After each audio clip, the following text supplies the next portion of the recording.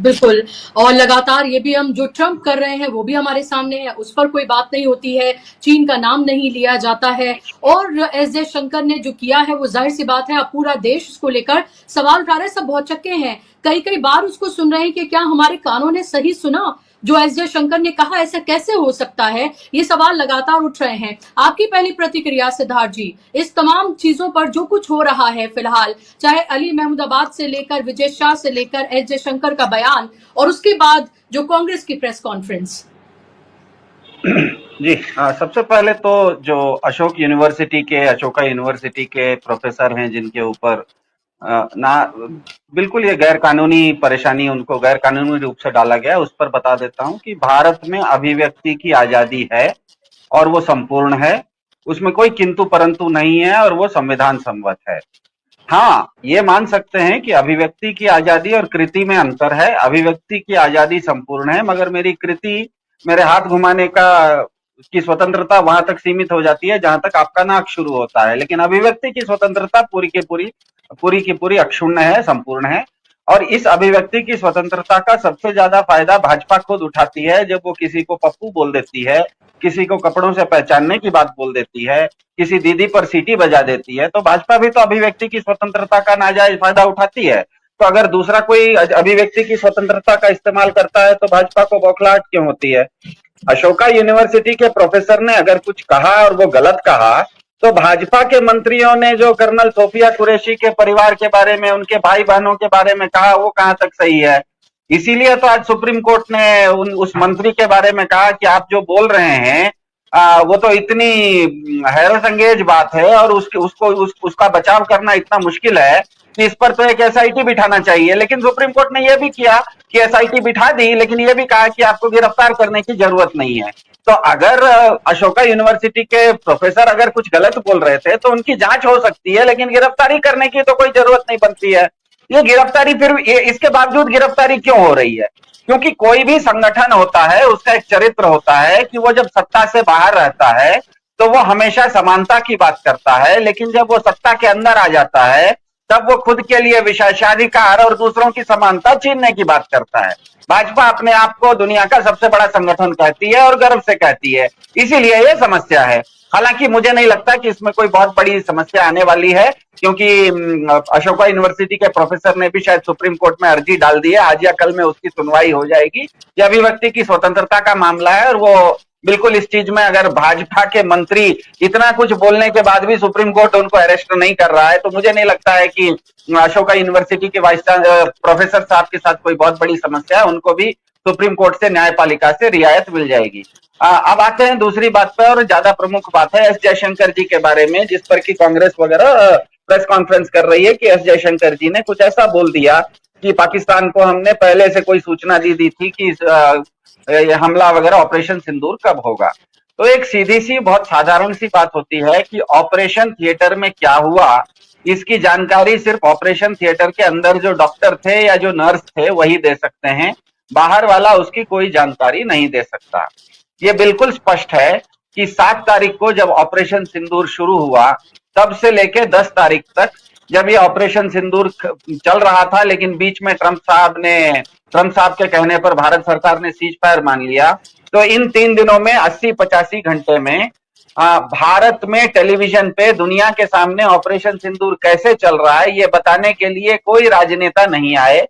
भारत सरकार को चलाने वाले 240 लोगों की विधायिका भी नहीं आई। ये सब वही लोग हैं जिनको रात में 8 बजे आके नोटबंदी करने का बहुत शौक होता है, रात में 8 बजे आके क्या कहते हैं लॉकडाउन करने का बहुत शौक होता है, मन की बात में प्रवचन देने का बहुत शौक होता है। लेकिन ये सभी लोग करीब करीब 80-85 घंटे तक टीवी से बाहर रहे। क्यों बाहर रहे? क्योंकि सबको पता है कि कैबिनेट कमेटी ऑन सिक्योरिटी की जब बैठक हुई थी, हमें पता है उसमें भारत सरकार को ये एहसास हो गया कि ये मामला इतना जटिल है कि इस चीज को हम नहीं संभाल सकते। उन्होंने सेना को बुलाया और इस पूरे के पूरे पाकिस्तान को पहलगाम का जवाब कैसे देना, इस पूरे के पूरे जवाब को उन्होंने आउटसोर्स कर दिया सेना को, उन्होंने सुपुर्द कर दिया सेना को, और सेना ने जो भी किया वो स्पष्ट रूप से बाहर आके कहा। अब सबसे बड़ी आश्चर्य की बात यह है कि इसमें 10 तारीख को शाम में जब बीजीएमओ जो director general of military operation है राजीव घाई जी, राजीव शायद वो ब्रिगेडियर राजीव घाई हैं, तो ब्रिगेडियर राजीव घाई शायद जब बोल रहे थे तो हमने उस चीज को बहुत गंभीरता से सुना था। उन्होंने ये स्पष्ट किया कि हमने पाकिस्तान के 7 तारीख को जब ऑपरेशन सिंदूर की शुरुआत की थी, हमने पाकिस्तान सेना को ऑपरेशन खत्म होने के बाद बता दिया कि हमने आपके आतंकवादी ठिकानों को, इतने आतंकवादी ठिकानों को आपके देश के अंदर खत्म किया है और ये केवल और केवल आतंकवाद के विरुद्ध हमारी कार्रवाई थी। इसके अलावा भारत पूरी तरह से इसको एस्केलेट नहीं, उनका ही शब्द है, वो कह रहे थे कि इसको हम एस्केलेट नहीं करना चाहते, मतलब इस सीढ़ी पर हम और आगे चढ़ना नहीं चाहते, इसका मतलब हम आक्रामक नहीं है। ये मैंने खुद उनका, राजीव घाई जी का कहना है कि उन्होंने खुद पाकिस्तान के डीजीएमओ को कहा, जिसके जवाब में पाकिस्तान के डीजीएमओ ने कहा कि आपने जब हम पर ये किया है तो ये ध्यान में रखिएगा कि हम भी इसका जवाब देंगे, इसका और माकूल जवाब देंगे, ये पाकिस्तान के डीजीएमओ ने कहा। जब ये स्पष्ट हो गया है कि भारतीय सेना के डीजीएमओ मतलब director general of military operation, मतलब वो व्यक्ति जो ऑपरेशन सिंदूर खुद चला रहा था, उसने खुद कह दिया है कि हमने आतंकवादी ठिकाने पर हमला करने के बाद पाकिस्तान को यह बात बताई, तो इसका मतलब ही यह है कि जिस समय ऑपरेशन चल रहा था उस समय मिलिट्री के अलावा, भारत के फौज के अलावा किसी और को इसकी जानकारी नहीं थी। वो कितना भी बड़ा आदमी हो, वो कितना भी बड़ा आदमी हो, भारत सरकार का कुछ भी हो, उसको इस बारे में कुछ भी पता नहीं था। तो सबसे बड़ी बात है कि जब आप ऑपरेशन थिएटर में थे ही नहीं, तो अब अगर आप बाहर आके कुछ बोलेंगे कि ऑपरेशन ऐसे नहीं ऐसे हुआ था, ऐसे नहीं ऐसे हुआ था, तो स्वाभाविक है कि आप विवाद को जन्म देंगे। क्योंकि जयशंकर जी ने जो भी कहा, लेकिन उन्होंने जो भी कहा उससे पहले ऑपरेशन कैसे हुआ ये सेना ने स्पष्ट कर दिया था।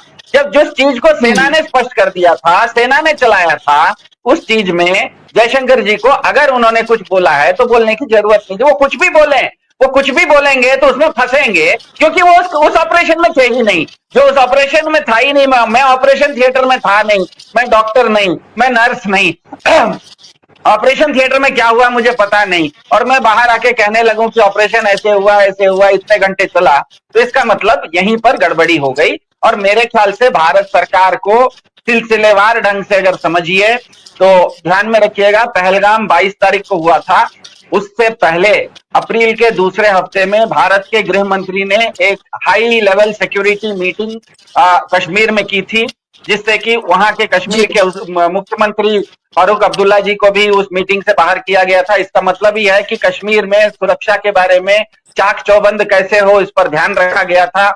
19 अप्रैल को भारत के प्रधानमंत्री जी की कश्मीर की यात्रा थी, जहां से कि वो वंदे भारत कश्मीर से दूसरे क्षेत्रों में उसका उद्घाटन करने वाले थे। दुर्भाग्य से मौसम के कारण वो जा नहीं सके। ये दोनों अपने आप में बताता है कि 19 अप्रैल के आसपास कश्मीर में सुरक्षा बल बिल्कुल चाक चौबंद और पूरी तरह से तैनात थे। इसके बावजूद अगर 22 तारीख को पहलगाम हो जाता है तो इसका मतलब इस देश की जनता के मन में बहुत बड़ा सवाल उठना स्वाभाविक है। दूसरा, जैसे ही दुनिया देश के मन में सवाल उठा, उस सवाल पर मुहर भाजपा की सरकार ने खुद लगाया, जब उसने कहा सर्वदलीय बैठक में कि हाँ हमसे सुरक्षा चूक हुई है। तो भारत को राष्ट्रीय सुरक्षा के नाम पर सरकार में आने वाले, राष्ट्रीय सुरक्षा के नाम पर वोट लेने वाली भाजपा अगर खुद मान रही है कि सुरक्षा में चूक हो गई, तो लोगों के मन में तो बहुत बहुत बड़ा सवाल उठ जाएगा। अब सवाल, जब एक वो सवाल था उसका जवाब अभी मिला नहीं था, बीच में ऑपरेशन सिंदूर हुआ और सेना ने कहा कि हम उसका जवाब दे रहे हैं। वो जवाब सेना ने बहुत ढंग से दिया, लेकिन वो पूरा जवाब देने से पहले अगर भाजपा की सरकार ट्रंप साहब के किसी तीसरे देश के कहने पे सीज फायर कर लेती है, तो देश की जनता में एक सवाल का पूरा जवाब नहीं मिला, दूसरा सवाल भी उठ जाता है। तो स्वाभाविक है ये दो सवालों का जवाब क्योंकि भाजपा नहीं दे पा रही है, नैरेटिव उसके हाथ से बाहर जा चुका है, इसीलिए विषय को डाइवर्ट करने के लिए, लोगों को भ्रमित करने के लिए हर तरह के हथकंडे अपनाए जा रहे हैं। अपने मंत्रियों को बोला जा रहा है कि अंटशंट कुछ भी बको, ताकि लोग उसकी चर्चा करें, मुख्य सवाल की चर्चा ना करें। वो मंत्री चाहे किसी राज्य सरकार के हो चाहे केंद्रीय मंत्री हो, सबको कहा गया है कि कुछ भी बोलते रहो, ताकि लोग तुमने जो बोला उस पर विवाद हो जाए।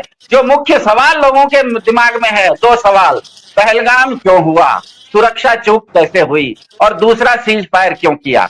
ये दो सवाल के जवाब क्योंकि भाजपा के पास नहीं है, देश की जनता यही सवाल पूछ रही है।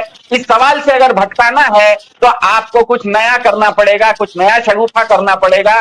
बाकी सब चीजें, चाहे वो प्रोफेसर साहब का अरेस्ट हो या जयशंकर जी उस ऑपरेशन से बाहर रहते हुए उस ऑपरेशन के बारे में बोलना हो, किसी मंत्री का सोफिया कुरैशी जी से जिसका कोई लेना देना नहीं है उनका उनके परिवार के बारे में बोलना हो, किसी मंत्री का ये बोलना हो कि सेना किसी के सामने नतमस्तक थी, ये सब बातें बताती है कि ये मुख्य ये जो दो विषय हैं, पहलगाम की चूक हुई क्यों और दूसरा सीज फायर किया क्यों, इन दोनों सवालों से जनता के मन से भटकाने के लिए जनता, ये पूरा का पूरा ऑपरेशन सिंदूर नहीं है, पूरा का पूरा भाजपा की कवायद है, ये शगुफे हैं। इतना ही मेरा ऐसा लगेगा कि ये सच नहीं बोल रहे थे, अपनी राजनीति चमकाने के लिए बोल रहे थे। वास्तविकता ये है कि इन्होंने सच्ची बात कही है कि मैंने बताया है, और जो इनको पता थी ये देशद्रोह की श्रेणी में आता है और इनके ऊपर देशद्रोह का मुकदमा लगना चाहिए। और जो विपक्ष है इस संसद का भी बायकाट करें, हर चीज का बायकाट करें जब तक इसका व्यक्ति का इस्तीफा ना हो जाए।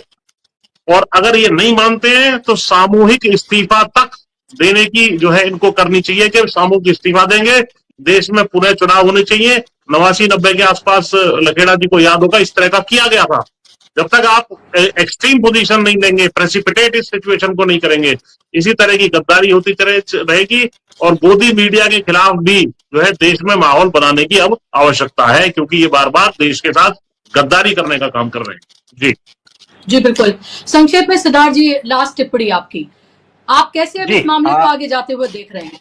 जी, आगे जाने के लिए मेरे ख्याल से कांग्रेस को जिस तरह की वो मांग कर रही है, वो हमको ये समझना होगा कि इससे पहले 2025 में जो ऑपरेशन सिंदूर हुआ, उससे पहले भारत ने 4 बार और भारत के युद्ध हुए या युद्ध जैसी स्थिति हुई है। 1948 में पाकिस्तान के साथ, 62 में चीन के साथ, 71 में फिर पाकिस्तान के साथ, 99 में कारगिल।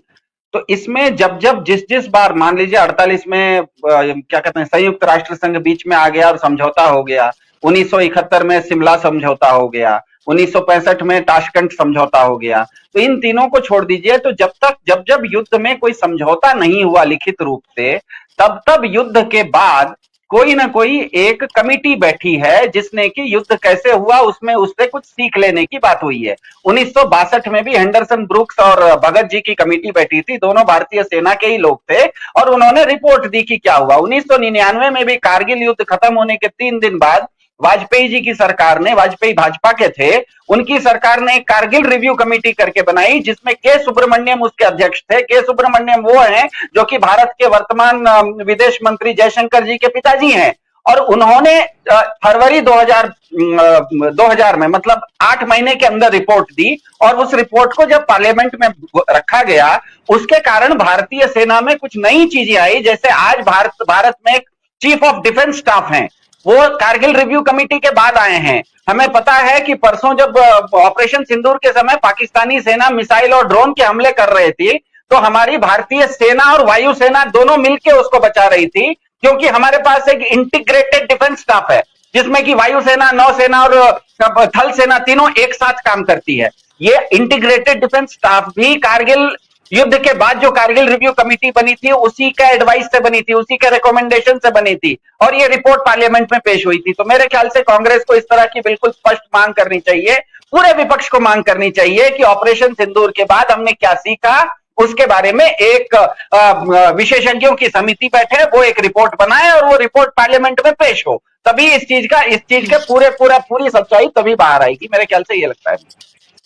जी बिल्कुल, और ये मांग करनी चाहिए और बताना चाहिए कि कहां कहां चूक हुई, कैसे हुई, चूक मानी है, लेकिन उसके लिए जिम्मेदार किसको ठहराया गया है, और जिम्मेदारी अगर तय की गई है, जो कि अभी तक नहीं तय की गई है, तो फिर इस्तीफा किसका? ये सवाल जब से लेकर अब तक इसी तरीके से बने हुए हैं। वो आतंकी कहां गए, ये सवाल आज भी कांग्रेस ने पूछा। चूक हुई तो किसका इस्तीफा आप लेने जा रहे हैं, किसकी जिम्मेदारी आप तय कर रहे हैं, ये सवाल लगा